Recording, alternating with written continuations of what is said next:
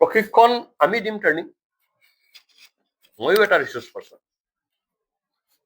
প্ৰশিক্ষণৰ বিষয় হ'ব ভাৰতীয় জনতা পাৰ্টিৰ ইতিহাস, চৰকাৰৰ ডেভেলপমেণ্টৰ কাম কাজ, আন্তঃৰাষ্ট্ৰীয় পৰিস্থিতি, দলৰ কাৰ্যকৰ্তাৰ আচৰণ কেনেকুৱা হ'ব লাগে, ছ'চিয়েল মিডিয়া হেণ্ডেলিং ইত্যাদি ইত্যাদি 7-8টা বিষয়ত অসমৰ ইতিহাস, অসমৰ ৰাজনীতিত ভাৰতীয় জনতা পাৰ্টিৰ ভূমিকা, অসমৰ সমাজ জীৱনে সন্মুখীন হোৱা বিভিন্ন ধৰণৰ সমস্যা ইত্যাদি ইত্যাদি বিষয়ত প্ৰশিক্ষণ মানে এইটো এটা ৰাজনৈতিক চিলেবাছ বুলি ক'ব পাৰে আপুনি, এটা কোৰ্চ, এটা মানে পাঠ্যক্ৰম।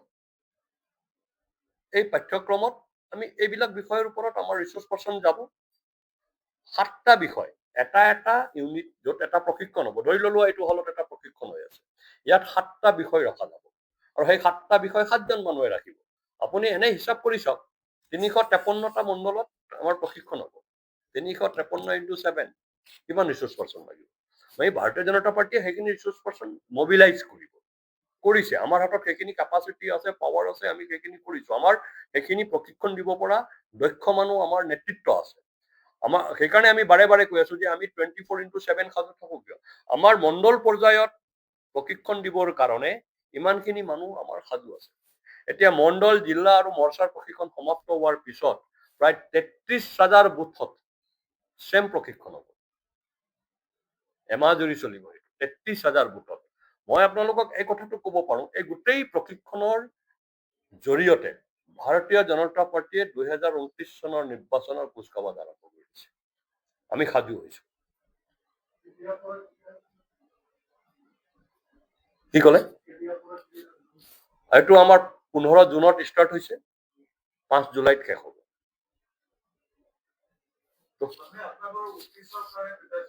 হৈ গ'ল।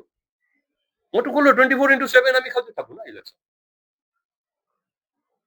বেলেগে কাৰ লগত এলায়েন্স কৰিব, কিবা কৰিব, সেইবিলাক তেওঁলোকে চৰ্চা কৰি থাকে। বুদ্ধিজীৱীৰ ঘৰত যায়, বাতৰি কাকতত ষ্টেটমেণ্ট দিয়ে, তাৰপিছত নিজৰ নেতাক সন্তুষ্ট কৰিবৰ কাৰণে কাম কৰি থাকে, লবি কৰে, কিবা কৰে। আমাৰতো সেইবিলাক নাই।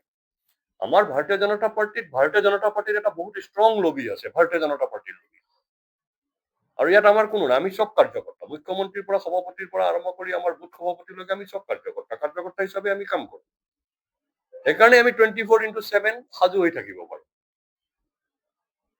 অন্য দলত সেই ব্যৱস্থা নাই। অন্য দলত মানুহ কেন্দ্ৰিক কাৰ্যকৰ্তা আছে। কোনোবাটো ৰকিবুল হুছেইনৰ কাৰ্যকৰ্তা, কোনোবাটো গৌৰৱ গগৈৰ কাৰ্যকৰ্তা, কোনোবাটো দেৱব্ৰত শইকীয়াৰ কাৰ্যকৰ্তা। আমাৰ দলতটো সেইবিলাক নাই। আমাৰ দলত চব ভাৰতীয় জনতা পাৰ্টিৰ কাৰ্যকৰ্তা। সেইকাৰণে আমি সাজু হৈছো।